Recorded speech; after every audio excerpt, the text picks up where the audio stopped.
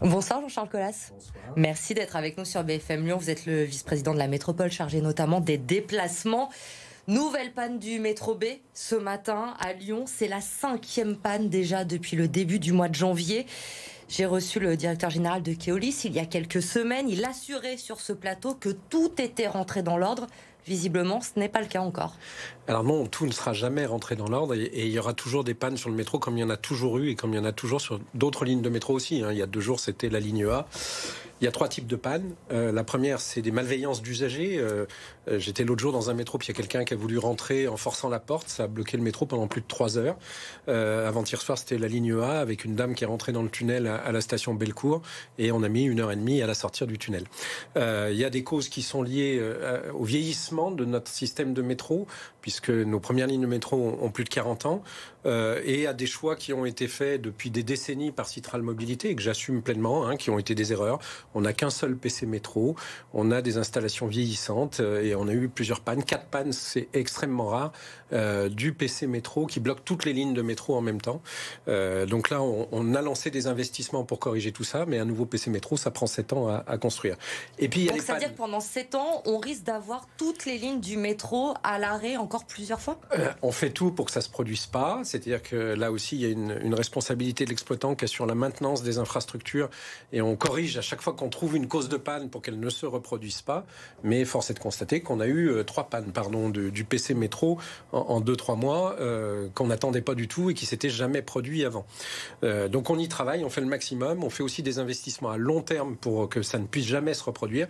Malheureusement, ces investissements prennent du temps. Je le dis, un PC métro, c'est 7 ans pour en construire un.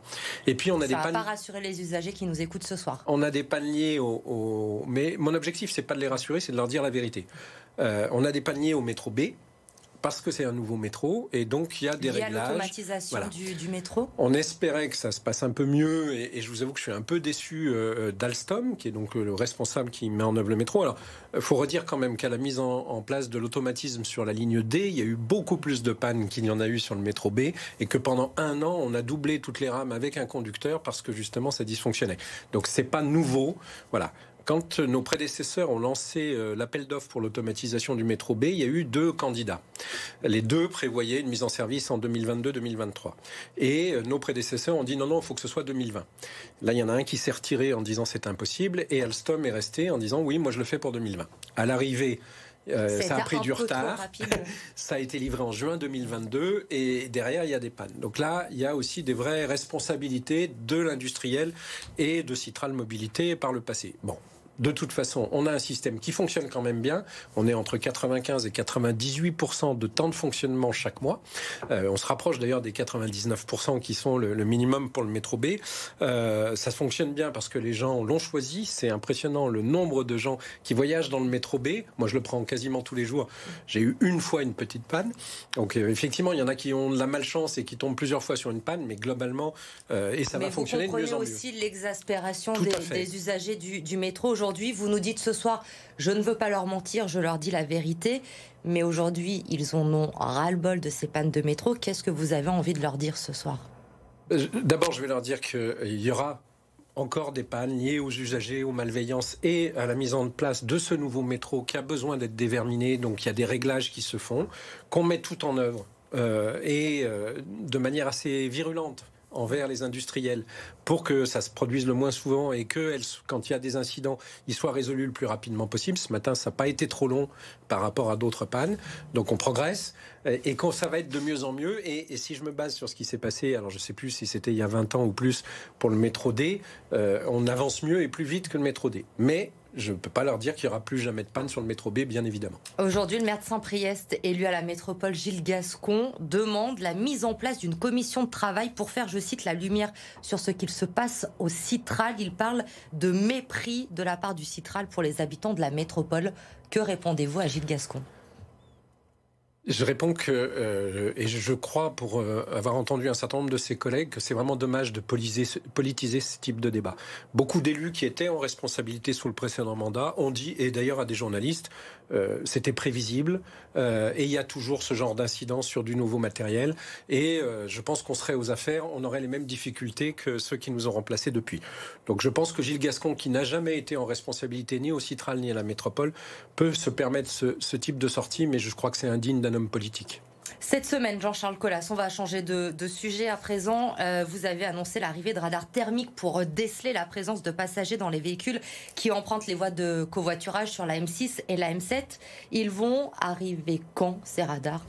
Alors l'État a lancé un appel d'offres pour 3 territoires, je crois, ou 10 territoires, je ne sais plus, expérimentaux. On a candidaté avec le soutien des services décentralisés de l'État, c'est-à-dire de la préfecture, et on a été retenu. Donc normalement, il devrait arriver en expérimentation pour le 2e semestre 2023. Que risquent les personnes qui ne respecteront pas les règles, qui seront verbalisées ? Alors, je vais le prendre à l'inverse. Ceux qui vont respecter les règles vont enfin avoir des voies de covoiturage qui seront plus fluides et du coup gagner du temps. Et l'objectif de ces voies de covoiturage, c'est quand même de permettre, parce qu'on a une augmentation de la circulation, parce qu'on a une augmentation de la population, une meilleure fluidité de nos axes. Et le covoiturage est une des solutions. Il y a les transports collectifs, mais il y a aussi le covoiturage, qui peut être une bonne solution. Et donc permettre à ces gens-là d'accéder plus vite parce qu'ils sont plusieurs dans la voiture. Et donc ces radars vont permettre de voir, avec des caméras thermiques, s'il y a bien au moins 2 personnes dans la voiture. Et s'il n'y a pas 2 personnes, il relève la plaque d'immatriculation, il vérifie que la plaque n'a pas une dérogation, c'est pour les transports collectifs, les ambulances, les véhicules électriques. Et s'il n'y a pas de dérogation, il y aura verbalisation. Les radars toujours pour la zone à faible émission, là ça va pas arriver tout de suite je crois, ça a été encore repoussé. Pour la mise en place de la zone à faible émission, l'État s'était engagé en 2018 avec le président de l'époque de la métropole, David Kimmelfeld, pour une mise en place des radars début 2022. Quand je suis arrivé en 2020, on nous le promettait toujours pour l'été 2022. Aujourd'hui, on nous dit qu'ils seront en expérimentation 2e semestre 2024. Ça veut dire qu'ils vont pouvoir, s'ils sont homologués, être déployés en 2025. Sur la zone à faible émission, depuis le 1er janvier, la phase de pédagogie est terminée. Dans la métropole, les véhicules de particuliers critère 5 sont interdits. Quel bilan vous faites après quasiment 1 mois de la mise en place ? Je ne fais pas de bilan. Il y a assez peu de contrôles, puisque aujourd'hui, il n'y a que des contrôles physiques qui peuvent être faits. Donc c'est la police nationale qui a beaucoup d'autres choses à faire et qui le fait ponctuellement quand il y a d'autres infractions ou des accidents ou des choses comme ça. Et les polices municipales, celles qui le veulent, qui le font en stationnement. Donc ça limite franchement le contrôle. Le nombre de véhicules critère 5 ou non classés circulant sur la métropole est quand même très faible. Sur les 700 000 véhicules qui circulent quotidiennement dans la métropole, il y en a autour de 5 000 qui circulent dans la ZFE. Donc ça concerne pas grand monde. Donc on va pas faire un bilan qualitatif en nombre de verbalisations et en amélioration de qualité de l'air tout de suite. Cette semaine sur BFM Lyon, nous avons rencontré des artisans également pour les véhicules utilitaires critères 3, 4 et 5 déjà interdits. Certains artisans nous ont dit leur inquiétude pour l'avenir, pour travailler. Ils ont déjà perdu une partie de leur clientèle lyonnaise aujourd'hui et ils ont le sentiment qu'ils vont être chassés de cette zone à faible émission. Est-ce que vous pouvez les rassurer ou pas ? Alors, je travaille avec les artisans, bien sûr la chambre consulaire, la CMA, mais aussi les fédérations, la CAPEB, depuis 2 ans justement pour trouver des solutions, pour accompagner les artisans. La métropole a même salarié un conseiller en mobilité à temps plein à la CMA pour accompagner et former les artisans. On va trouver des solutions, on en a déjà trouvé, puisque les critères 3, 4, 5 ont été interdits par nos prédécesseurs. Ça date de 2020, début 2020, et que la prochaine marche est en 2026 sur le périmètre central avec l'interdiction des critères 2. Et là, c'est une marche importante. Donc on les accompagne pour changer de véhicule, pour changer aussi certaines pratiques. La logistique ne doit pas être obligatoirement faite en direct par les artisans, mais par des logisticiens. En tout cas, il y a des petites entreprises qui se montent et qui fonctionnent bien. On va essayer de trouver des solutions. Et ponctuellement, on a aussi des dérogations. Là aussi, par exemple, pour les forains sur les marchés ou les agriculteurs qui viennent livrer des AMAP, qui viennent ponctuellement avec des véhicules anciens qui peuvent circuler dans la campagne, eux, ils ont des dérogations. Merci Jean-Charles Colas d'avoir répondu à nos questions ce soir sur le plateau de BFM Lyon.